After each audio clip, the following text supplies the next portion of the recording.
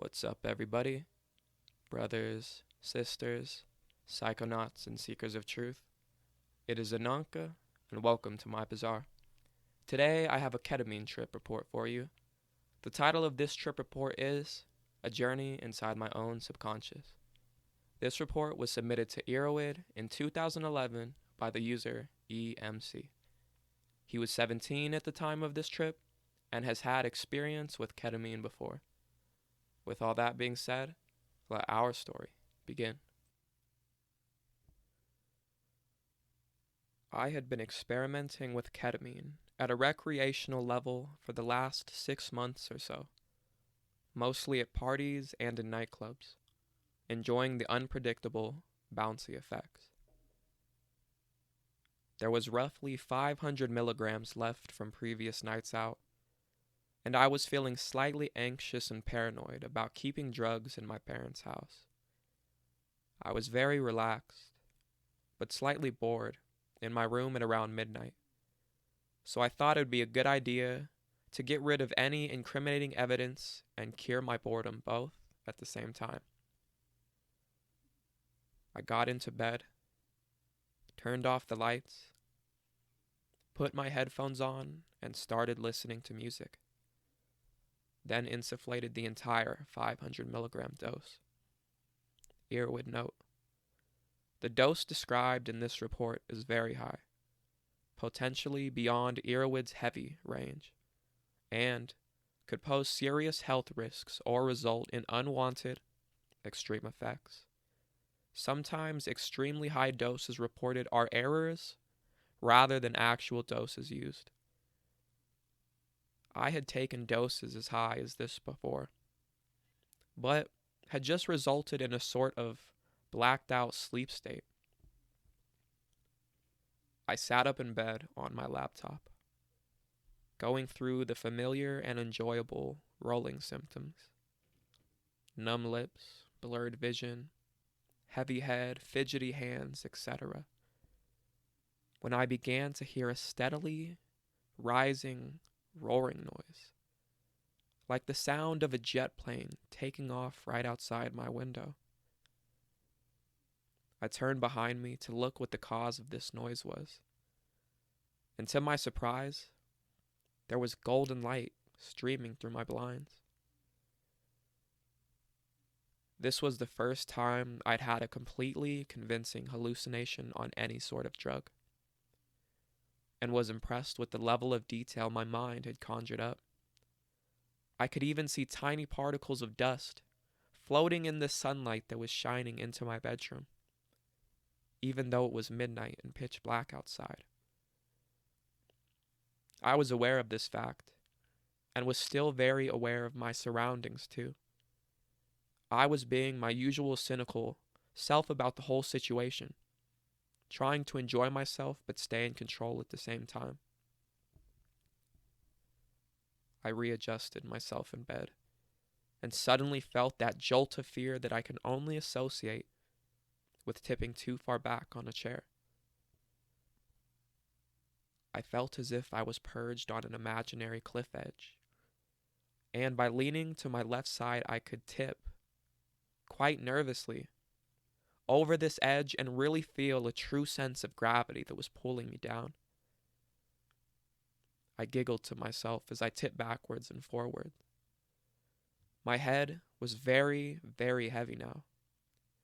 Things were starting to get more and more hazy. Once I understood I was in control of this tipping motion, I remember having the rational thought of where this was going to lead. But the voice in the back of my head was fading. And at that moment, I honestly didn't care. I flung myself off the cliff, not physically, but in my mind, and plunged into a bottomless pit of darkness in total freefall. I fell for what seemed like forever until I began to orientate myself, working out which way was up and which way was down in this apparent infinity, and again understanding that I was in control of the trip, and I could fly around in this darkness, enjoying the thrill of weightlessness and eventually flying all the way up to the stars, looking down on Earth. The series of events is a little jumbled in my head, but at this point, the vision inside my mind and my actual sight began to melt together. As my laptop that was sitting on my lap began to float down through the darkness until it was focused and in view. I heard snatchings of the music that was playing in my headphones that had been all but silent until now echoing out into the distance, with Pariah/Orpheus in particular ringing very true. I was regaining my sense of coordination, as if the effects were wearing off, which disappointed me slightly as I wanted more, but I carried on nevertheless. And once I realized I actually possessed a pair of hands again, I instinctively reached for the trackpad of my laptop and navigated the mouse to the top right-hand corner, where I clicked the red X to close the window and turn the screen black. Somehow, I knew by doing this, I accepted that I was moving on to the next layer of the trip. I then felt as if I was lifted off my bed, not by my own control this time, and was suddenly projected straight through my laptop screen at tremendous speed, back into the dark space again, where I was now joined by 3 girls, 2 to my left and 1 to my right, in white dresses with dark hair, all on horseback for some unknown reason. And I remember that the girl immediately to my left was the most beautiful girl I had ever seen. She was so perfect, I could not even describe her. She looked like an angel or something. Her dark brown eyes stared deep into mine, almost lovingly, but somehow I knew she didn't love me. But it didn't matter, because I knew what we needed to do. We were all riding together, but again, I wasn't in control. It felt like we were strapped onto roller coaster tracks, chugging along in slow motion to some sort of destination, with incredible, colorful visuals shooting past at high speed, and with movement, sound, and light all fusing together as one, my mind unable to separate the energy that was steadily building up. It started to become more clear. We were on a mission to prevent the end of the world before time ran out. I say time in inverted commas because I had no concept of it even existing. I was just there in the moment. But I had some type of countdown, like a bomb timer. And then I saw it. The sun. Right in front of me. So beautiful. It was perfectly crisp and clear, like a high-definition TV. I've never seen anything so clear in my life. It was so real. Even more real than anything I'd seen before with my own 2 eyes.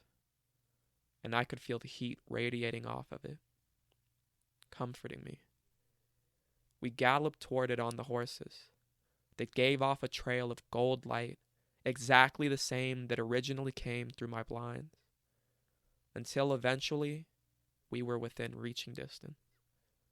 So I extended my hand out and pierced the surface. And at the same time, the countdown timer hit 0.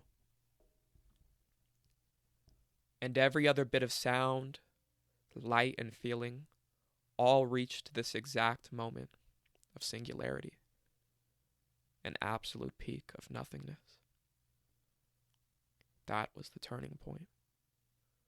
It was like an atomic bomb going off inside of my head.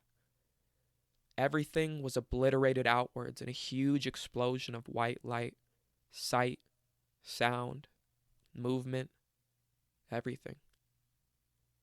Was this death? I wasn't sure.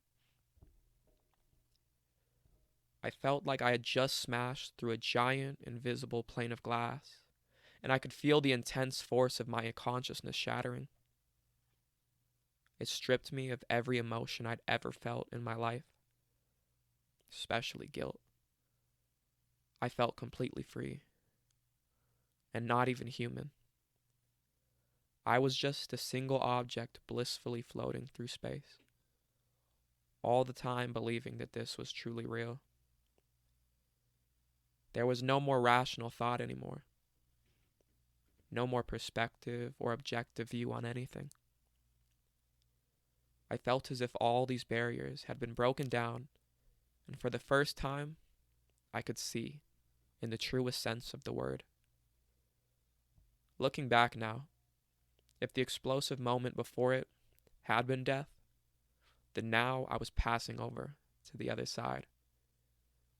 I could hear 1,000 voices talking to me at the same time, creating an intense yet soothing buzz, almost like a meditating hum, and at the same time see millions of complicated equations whizzing around me, my brain easily separating and processing this huge stream of information for what felt like years. Although I couldn't decipher any of it to actually read or hear it, I completely understood and agreed with it. However, I couldn't recall any of it to you now. I'm not quite sure how I know this, but I am certain that this was a totally inward experience inside of my own subconscious. I was exploring myself as a person, and the drug was the key to my mind that unlocked this whole other level of communication. I wish I could tell you now all the amazing things I heard, but there are no words to translate it to you. Sometime after that, the 3 girls from the previous layer of the trip pulled me down gently from this outer stratosphere, and I floated down like a feather slowly into their comforting arms, where I was now flat on my back looking up at the stars, and we began to fly again. But this time I wasn't in control. I was being carried by them. We were getting faster and faster, faster than I'd ever traveled before, but I felt totally safe. I knew I was going home. I didn't want it to end, but at the same time I felt ready and enlightened. I saw Earth, and we flew down towards it, getting closer, flying over hundreds of rooftops until they delivered me back through my bedroom window, where I snapped back very suddenly into my body, regaining full consciousness and senses within a split second. I was totally back to normal. I stayed still for a moment, contemplating my profound experience in sheer awe, and had to touch my hands and face to check this was reality. I had not moved a single muscle from the seated position I had started in, and to my surprise, only 40 minutes had passed. It had honestly felt like a lifetime. I had a small drink of orange juice to wash away the unpleasant yet familiar taste in my mouth, and felt a lovely, warm afterglow from my experience. I remember sitting in bed, beaming from ear to ear that I had the opportunity of experiencing something so special, before drifting off nicely to sleep, feeling very happy and fulfilled.